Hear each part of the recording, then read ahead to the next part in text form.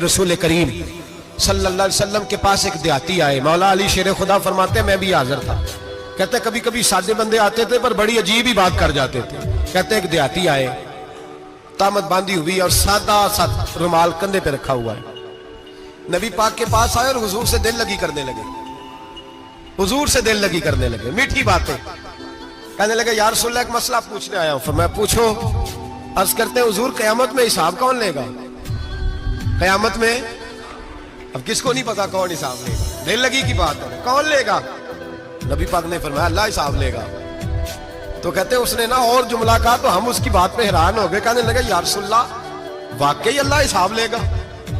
تو کہتے ہیں نبی پاک مسکرائے, فرمانے لگے تجھے تیری مار ہوئے, میں سچی تو کہہ رہا ہوں, تو کس طرح کی بات کر رہا ہے, اللہ حساب لے گا. حضرت علی فرماتے ہیں اس نے رومال اٹھایا کندھے پہ رکھا, کہنے لگے یا رسول اللہ اگر رب حساب لے گا تو پھر اس نے معاف ہی کر دینا ہے.